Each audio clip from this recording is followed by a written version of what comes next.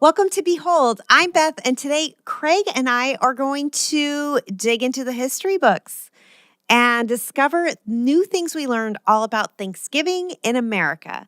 So it's kind of fun, and then we tie everything up with Beholding Jesus. So share this podcast, like, subscribe, comment, send us an email, behold@arcadechurch.com if you have questions. We love hearing from you.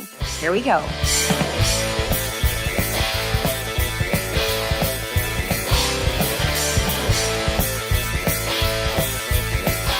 Hi, Craig. How you doing, Beth? Is that Craig over there? Yes, it is. What you got there? This is the closest thing I could find to a Thanksgiving theme. Okay. That's all I could find. Okay. I didn't have I left my pilgrim's hat up north, and so I got this one. I know I look like from a Siberian gulag. I was thinking Elmer Fudd. Hey, listen, up north, if the snow is falling sideways, this baby comes in handy. Oh, I bet it does. Protects your ears. It is winter, and I'm ready for it. But okay, this is so hot. Take it off. Let me fix Please. my hair. Okay. Oh, you missed I missed a spot? Yeah. Okay. Okay, got it. Perfect. Perfect. Okay. So what was the coldest it ever got when you lived up in Washington? Oh, probably in single digits. Okay. But growing up where I grew up in Idaho, yeah. it would get below zero. Oh my all gosh. The time. Yeah. And so I don't miss any of that at all. Yeah, when Bruce is from the Antelope Valley, so Lancaster, Palmdale, yeah. and we lived there the first few years of our marriage, and that's high desert, right? It's high desert, yeah. And I remember one day it was 19 degrees, it's in Southern California, and if you think Southern California, you're thinking sunshine and beaches and exactly. shorts, but it was so dry, so like my skin on my hands would crack and such. So just super different environment, but cold. It is. Cold. It is that. Cold. Happy Thanksgiving to you. Thank you. A couple days away. It is a couple of days away. I hear you and Debbie are doing Run to Feed the Hungry. We are. We are looking forward to it. We can't wait. It's always a blast. You've done it. It's so fun. And you'll have to represent for me. Yeah, I will. Okay. I will.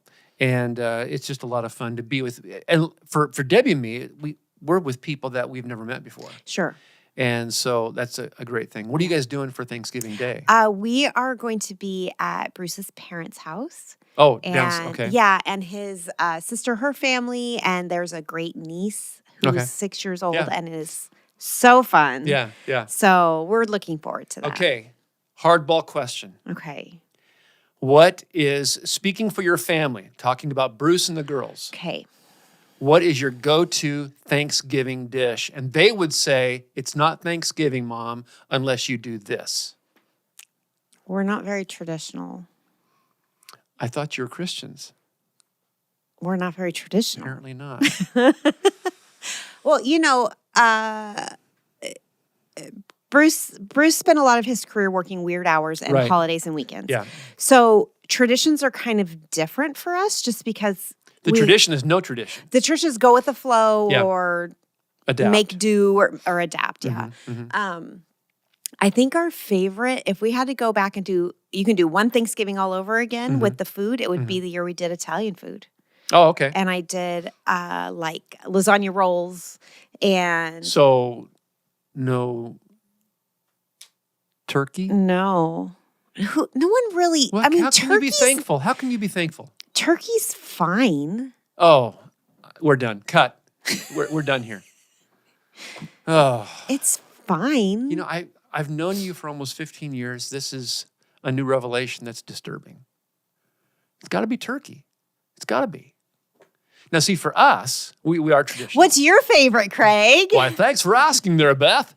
Our favorite, I shouldn't say ours. Okay. My favorite. It's not Thanksgiving. We do the turkey. We do the stuffing, all that kind of stuff. Debbie does. I'm not a stuffing fan. Okay. I just don't like it. But Debbie puts them in cupcake tins. Yes. And so there's more crusties Yep. and stuff. And I mean, I could just, that's dessert to me. I mean, it's so good. Yeah. So good. Yeah. And she does it every year. I love it. It's so much better than like the pile of mush that stuffing can just That's exactly the best description of it. Yeah. But you get that little crispy Yeah. with a little mush in the middle, which is fine. Yeah. But those But crispy you edges soak that up and with gravy yeah. and you're good. You're good to go. Yeah. You know, so I'm looking forward to it. Hey, today, or this is our Thanksgiving show. It's going to drop a Yes. day before Thanksgiving. Yes. All right. And what we thought we would do is do a little bit of research on Thanksgiving, and that was primarily you. Yes. We talked about it, Yep. but you enjoyed that. It sounds Yep, like I did. just kind of going in to talk about the original Thanksgiving, because we probably all know about the Pilgrims. I don't even know if they teach that in school anymore. I don't know. I don't know. About the Pilgrims, about the Indians, about Plymouth Rock, all that kind of stuff. Uh-huh. And so we thought it might be good today to just talk about where we get some of the traditions of Thanksgiving, when did it all start, all that kind of stuff. And that might make Thursday even more beneficial. You might have some little factoids you can share Yeah. with your family instead of arguing about politics. Yeah, we don't need to argue about politics, right? Please don't. It's over. It's over, and so we don't have to worry about it. But you did some research Yeah. on Thanksgiving, and you did a bunch of sources and all that kind of stuff. Yes. And I guess the question for me, because I didn't know this until we had discussed, talk a little bit about the Mayflower, Okay. Pilgrims, Plymouth Rock, before we even get to the day that Okay. commemorates Thanksgiving. Okay. All right. Okay, so even before the Mayflower, we Okay. think of the Pilgrims landing at Plymouth Rock as the first Europeans to meet the Wampanoags. Wampanoag Yeah. tribe, right? This group of Native Americans, but some of them already spoke English. So there had already been some How'd they Europeans. speak There had already been Europeans there. Like missionaries or No, just like traders? yeah. They're not sure exactly how, but Okay. so we think, the Pilgrims landed on Plymouth Rock. They had never seen a white man Right. before. Not They- quite. Kind of like so fascinating, Yeah. right? Yeah. So anyway, 1620 is when the Pilgrims landed Okay. at Plymouth Rock. Plymouth Rock. They were in the Mayflower, right? They had sailed for 66 days, so 2 months on a ship. I cannot imagine that. We're not talking a cruise. Not a road trip where No. it's like you get to No. get out at the hotel and No. lock the bathroom door I and would be so seasick. Oh my goodness. yeah, It would- seasick, and everyone else is like you're just Yeah. on top of each other, Yeah. all the Yeah. things, right? But there were 102 passengers, and they wanted to land in Virginia, but they ended Boy, up they missed that in mark. they missed it by a few states Yeah. to us, Yeah. right? Yeah. But after a year and a half, after a year, over half of the initial passengers had died. Of the 102? Of the 102. So exposure, it was super cold. Yeah. Right. Disease. Probably malnourishment. I And would guess. starvation. Yeah. Well, It the was bad. disease, the disease probably, that was like a floating petri dish Yeah. of all kinds of Yeah, yeah, diseases. yeah. Yeah. Yeah, but what we know, like we can all picture the table setting with the turkey and the pilgrims on one Which side. is the way it was. Right? We don't know. Yeah, it's true. We don't know. We don't know. Yeah. So that was in the autumn of 1621, and there was. So I'm going to be flipping through my notes. So if you hear paper, that's just because I pulled from different articles, and so I'm trying to give you guys accurate information. Yeah. What's interesting is a lot of the stuff it says historians think, or this is what probably happened. Okay. So there's Nothing definitive. not then. super accurate information. So keep that in mind as I'm talking. So to they you. land in 1620 Yeah. and they endure the winter where you said over half of the 102 passengers died. Yeah. Oh my goodness. And somewhere here I have where at the first, what we think of as the first Thanksgiving, Right. which we'll get to in a minute. Yeah. There were 90 some Native Americans Uh-huh. and just over 50 pilgrims Left. Wow. And they spent probably a couple days celebrating Uh-huh. this harvest. Like, we had food. We're not going to starve to death Yeah. anymore. Yeah. But what also was interesting is pilgrims didn't believe in public religious displays. Oh, really? I didn't know that. Yeah. So they wouldn't have had like a worship service Right. out with their new Yeah. neighbors. Yeah.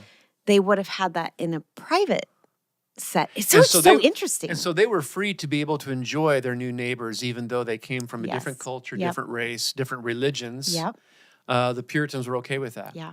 And I'm guessing, and I think you mentioned it in our conversation before the show, that we're not talking that they came over for a couple of hours for lunch and then watched football and went home. Right. It was a multi-day thing. It was several days. I'm guessing they probably had contests and games. Can you imagine? It'd be so fun. Oh, yeah.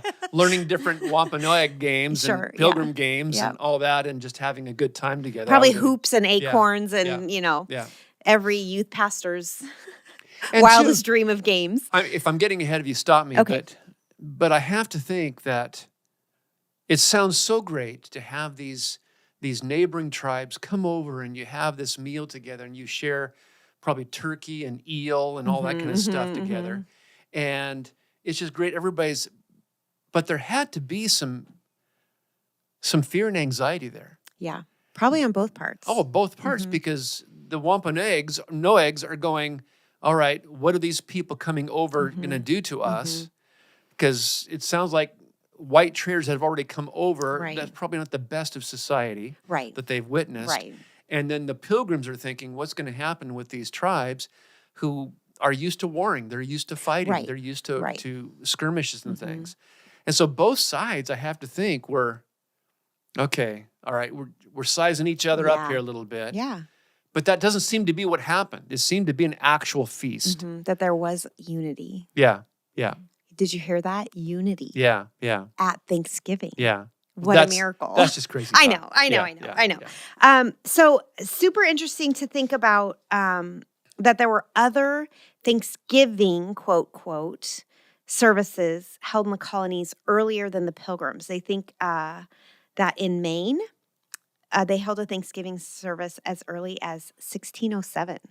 And they called it Thanksgiving or giving thanks or whatever? Yeah, it just was, In 1607. In Wow, okay. 1607. All So right. that's from an article from the Smithsonian. So, Yeah. it wasn't random, keep your fingers crossed, hope these are facts. So, Yeah. Smithsonian, National Archives, so Yeah. some reliable Well, historical. and too, it sounds like when you were talking about earlier is more than likely it was this way or probably Yes. it was this way. And I think more often than not that's accurate Yes. when it comes to that kind Yeah. of stuff. Yeah.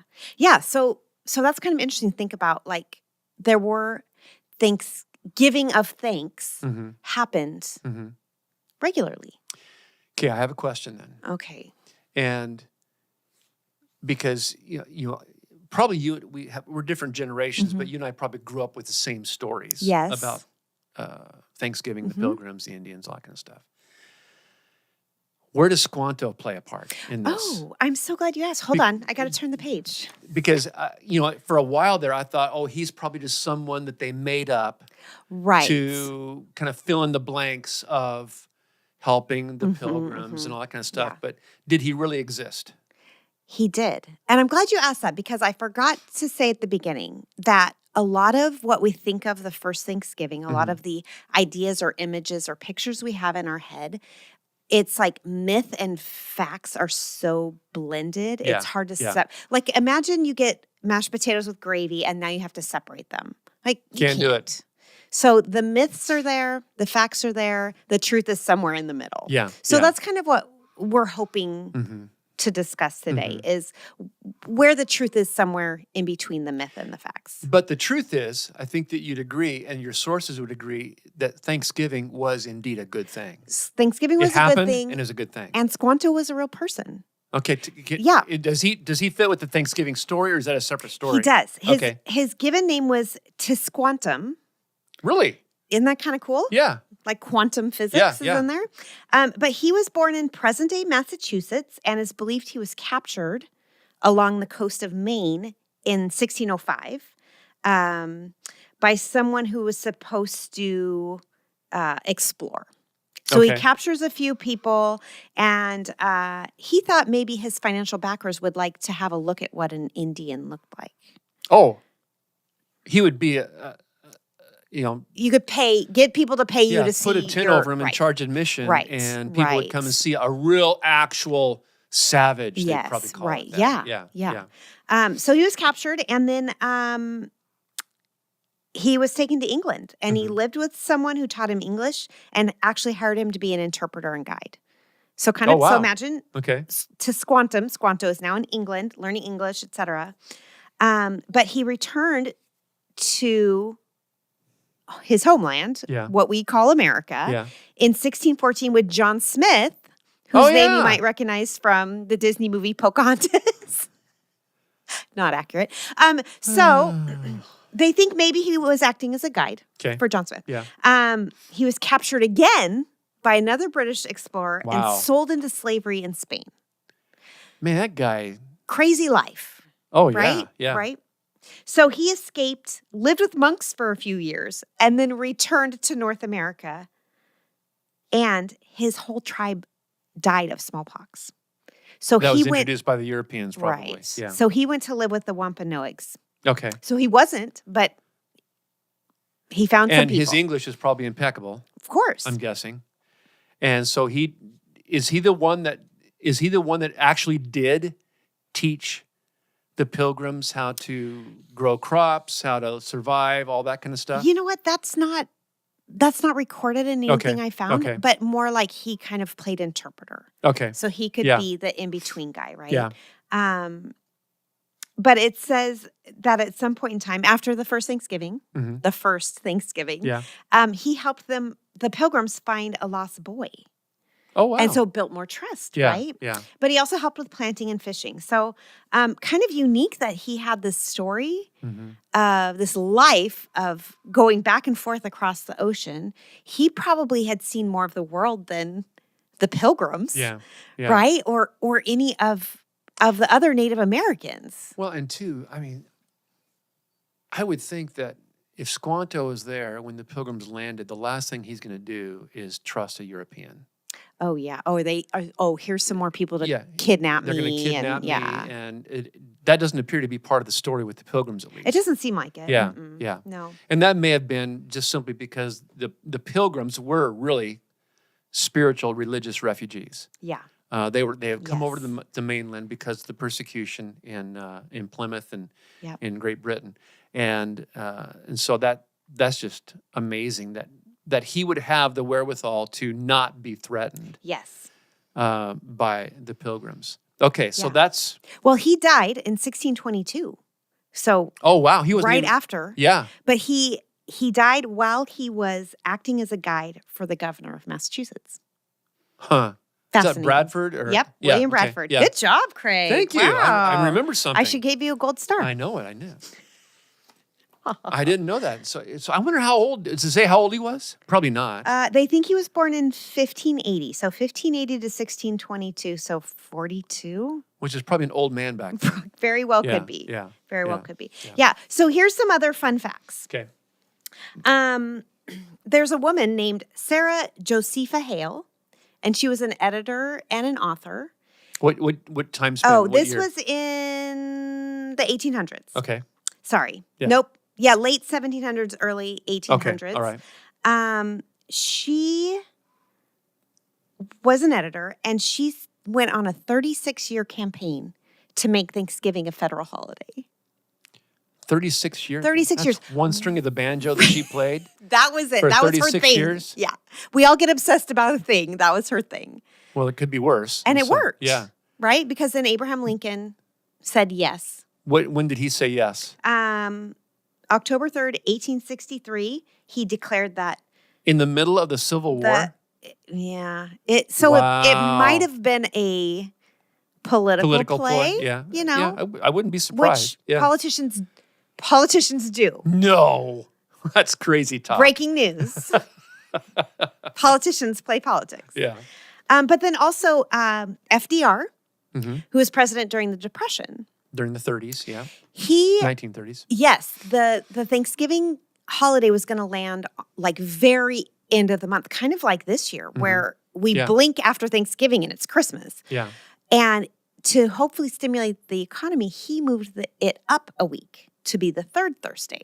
So for 2 years, some people celebrated on the third Thursday and some people celebrated on the fourth Thursday because they just couldn't agree. All to generate shopping and stuff. Yep, to give people more time to shop for the holidays. Isn't that crazy? I'm guessing it was during the Depression. It was during the Depression. And so he wanted to stimulate. Wow. So moving a holiday. Wait a minute. Politicians. Playing politics.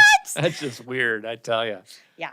Well, so just kind of interesting to just Well, when did they decide on the Thursday? That was Lincoln. Lincoln decided the fourth Well, Thursday. when did FDR? Did he just stop? It was just 2 years, and then they went back to normal. Okay.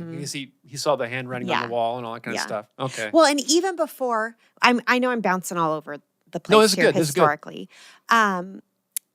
Before Lincoln, before Sarah Hale, some people in the Constitution decided by joint committee. Mhm.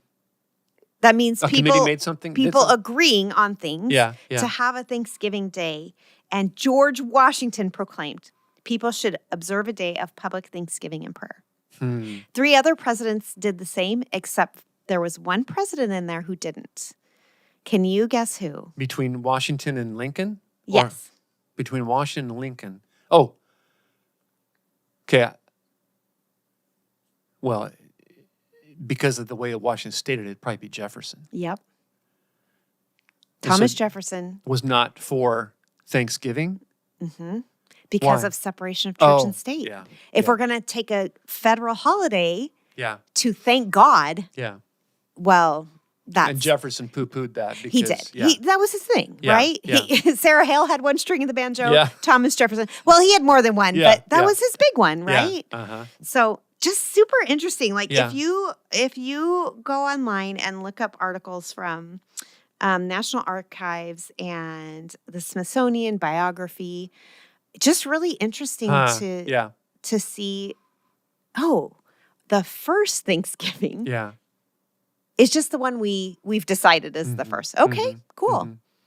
Just That's interesting. Neat. That's yeah. neat.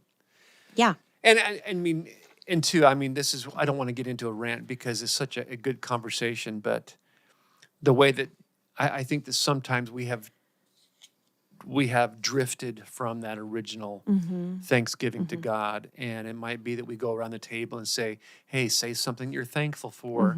But that's pretty much it, because the next day is Black Friday. Right. And that's when we go crazy. Yeah. We're thankful for what we have For on a Thursday, second. and on Friday, we just have to get more. Yeah. And we get it because of the gifts and all that kind of stuff. But I think that helps us a little bit, especially with the Pilgrims, because it was life or death for them. It was literal life or Yeah, death. I mean, especially because if there's 50 pilgrims at the first Thanksgiving, then 52 of those had died. There are Yeah. 52 place settings at the table that weren't there Right. a year ago. Yep. And that has got to be so difficult. Oh, can you imagine Yeah. just the heart-wrenching Yeah. devastation Yeah. of that? Yeah. Watching person And after yet person. they were grateful to God because of Yes. what God's Well, done. and something else I read was the first, all these Thanksgivings we've talked about, part of it might have been days of fasting rather than okay. feasting. Yeah. And we just want to We don't eat. shovel, Yeah, keep yeah, shoveling. yeah. Oh, it's been 10 minutes since I had Yeah, something to yeah, eat. It's time. Where's the snacks, Mom? Or whatever. But just thinking about how there is a way to honor God in the midst of festivities, Yeah. but there also is a time and place for fasting out of a time of reflection and gratitude. Yeah, So yeah. just interesting. It is. It is. Well, thanks for doing all the legwork on that. Yeah. Hey, let's talk about how the so what of all this, Yeah. right? okay. Like, You mean right now? yeah. Okay. It would be easy to look at this through rose-colored lenses. The history of our country, as far as interactions Oh, yeah. with Native Americans, Yeah. and pretend that none of the atrocities and borderline genocide didn't happen. We're not saying that. We're not doing that. But as we're looking at people across the table who are different than us, like the Native Americans and Pilgrims at the first Thanksgiving, I think we should think about our Christian values, how Jesus treated people. Preach. right? Go on. Keep going. Okay, in that case, I think we need to look at the person who voted completely different than this as an image bearer. Because they'll be sitting across the table. Because they're from going to sit across the table from you. Yeah, Whether yeah. you know they voted differently than Yeah, you or not. Yeah. Or they have weird color hair, or their lifestyle choices Mm-hmm. are things that you wouldn't approve of. Mm-hmm. They're still an image bearer of Christ, Yeah. right? I think we need to look at that person across the table and love them with Christ's love. Mm-hmm. Well 'Cause- said, B. Okay. Yeah, I think so. I think you're right. And then one more thing, thinking about how America is a melting pot. Mm-hmm. And how divisive we are right now, right? You're either on this side or this side, and there's no middle ground. And if you disagree with me on this one thing, we're not friends anymore. Yeah, I'm never you're speaking dead to you to me. again. Right. I think we have to look at people with compassion because we may not have any clue what burden they're bearing Mm-hmm. or what they've gone through or what their life has been like. And so instead of casting judgment or throwing stones, I think we really need to put on compassion, right? There's a verse that says that, put on compassion. Yeah. And if you're putting on compassion, you're seeing people the way Jesus sees them. You're loving them with his love. Mm-hmm. My guess is there's going to be a little more unity around your Thanksgiving table. Yeah. So Well said. I think that's as you were talking, I was saying I think it was G.K. Chesterton. I'm not sure. It was somebody like that, and he said he made the statement: "Be kind to everyone because everyone has a great burden." yes, And that's a paraphrase. That's not right. exact. Yeah, And that's exactly your point. I think. yeah, Is that person across the table votes different, thinks different, lives different, whatever it is, but you know that they are carrying a great burden, just as you are. right. But because we have Christ, we are to be a burden-bearing people. And Thanksgiving holiday, we're gonna. It's gonna be the three of us Right, this week, right. this year, and it's gonna be you guys down at Lancaster. And so no one is going to be sitting around our table that's different than we are. Right. But we've both been in situations where that's the case. Yep. And sometimes you do have to muster the grace of Christ to be able to think compassionately and speak compassionately. But more often than not, it's just being a decent human being. Right. A decent image bearer, like you were saying, a decent image bearer of God. I think it's well put. And if there's anything, all this stuff, the melting pot, all the first Thanksgiving, all that stuff can teach us that even the grace of Squanto, Yeah. who had every right to get the Wampanoags to say, hey, they're here to harm us. Yeah, we They're here better to bring kill 'em all. disease. Let's kill them all now.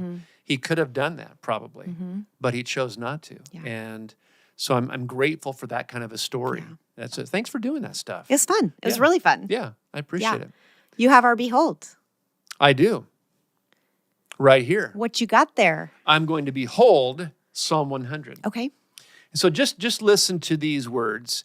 It's a familiar psalm, and it's one that you picked, and it's a beautiful one.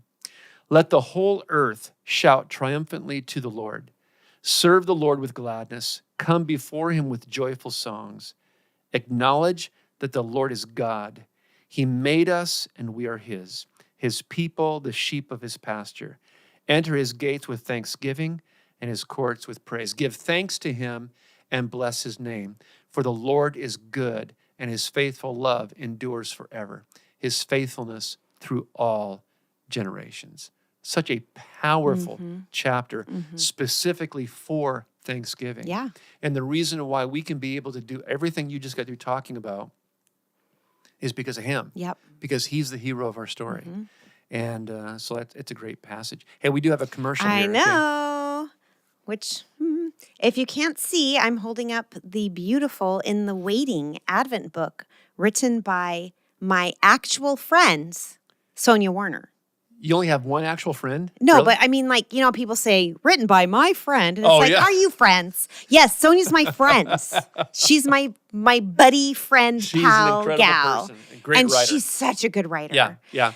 And peppered through here are QR codes linking to videos of music, Yeah. but also really cool artwork by Arcadians who have just They're gifted. use their talents Yeah, for the yeah, Lord. So yeah. these are on sale at Arcade Church for $10. If you're listening long distance, I don't know, call the church office. We'll see what we can do. I know, No yeah. promises, but Well, it starts December 1st. yeah, so And- get your book on yeah, Sunday. And so this Sunday is December 1st. Yep. And you can start reading this. We're going to read through it. I think you guys are going to Yep. read through it. Every day there's a reading section if you've read an Advent book, and every day up through Christmas is a reading, a scripture, and it's just a great way to move towards Christ throughout a really great month. Well, and something else on our Arcade Church Kids webpage, there are some resources for families that good. connect. Okay. They're not exactly the same, but That are one more per week. kid-sensitive, A little or- more kid-friendly, an activity, a video to watch. Super simple. Okay. But that way, once a week, you can do something specific Okay. with the kids too. Good, good. Okay? All right. Well, right. until next time, happy Thanksgiving. Enjoy the blessings of the Lord this Yeah. week. Bye. Take care.